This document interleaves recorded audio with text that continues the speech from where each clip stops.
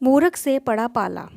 बादशाह अकबर अपने मन में आने वाले हर तरह के सवाल, चाहे वो कितने ही ऊटपटांग क्यों ना हो, हमेशा बीरबल से पूछ लेते थे और अपेक्षा रखते थे कि बीरबल उसे उसका उत्तर दे। एक बार अकबर और बीरबल साथ बैठे थे और तब अकबर ने बीरबल से कहा, बीरबल, मुझे एक ख्याल हमेशा ही आता है कि तुम तो इतने बुद्धिशाली हो, तो तुम्हारे जो पिता होंगे वो कितने बुद्धिशाली होंगे। और मेरा मन है कि एक दिन तुम्हारे पिता को जरूर मिलूं और देखूं कि वो बुद्धि में तुमसे भी बढ़कर है या नहीं।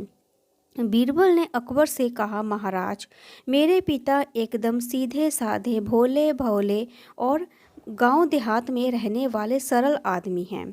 उनसे मिलकर आपको कुछ भी हासिल नहीं होगा, इसलिए अच्छा होगा आप उनसे मिलने का ख्याल छोड़ दें।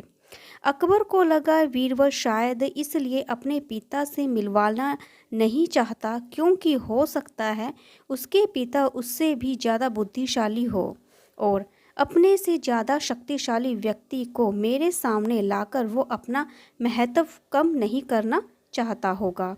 अकबर ने बीरबल की एक ना सुनी और उसे हुक्म दिया कि अगर 8 दिनों में उसने अपने पिता से उन्हें नहीं मिलवाया तो परिणाम अच्छा नहीं होगा।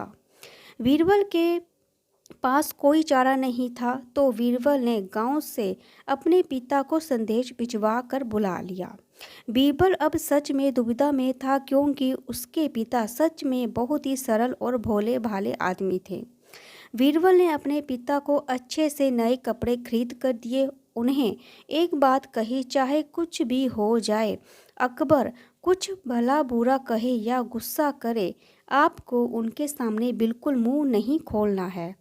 बीरबल के पिता अपने बेटे की बात मानकर अकबर के दरबार में गए। उनको देखते ही अकबर ने पहचान लिया कि वो पिता बीरबल के हैं, लेकिन सिर्फ बात शुरू करने के लिए अकबर ने कहा, क्या आप ही बीरबल के पिता हो? बीरबल के पिता बिना कुछ बोले वहीं पर शांति से खड़े रहे, जैसे उन्हें अकबर की भाषा समझ में नहीं आ रही हो। अकबर ने एक के बाद एक कई सवाल किए, आपके गांव का क्या नाम है? गांव के सभी लोग कैसे हैं? इस साल बारिश हुई या नहीं हुई? फसल कैसी है? लेकिन बीरबल के पिता अपने बेटे की समझाए अनुसार एक भी शब्द नहीं बोले। अकबर को गुस्सा आ गया और वह बड़बड़ाने लगा, कैसा मूर्ख से आज पाला पड़ गया है। मेरी ही मति मारी गई थी कि जो ऐसे मूर्ख को अपने पास बुलाया, जो इतने सरल सवाल के जवाब भी नहीं दे सकता। मूर्ख शब्द सुनकर बीरबल के पिता को मन में ही मन काफ़ी गुस्सा आया, लेकिन फिर भी वो शांत रहे। आखिरकार अकबर ने उन्हें जाने के लिए कह दिया।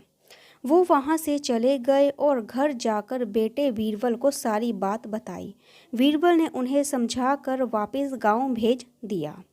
2 दिनों बाद जब अकबर बीरबल से मिला तो अकबर बीरबल से पूछने लगा, बीरबल, एक बात बताओ, जब हमारा पाला किसी मूर्ख से पड़ जाए तो उस स्थिति में हमें क्या करना चाहिए और कैसे करना चाहिए?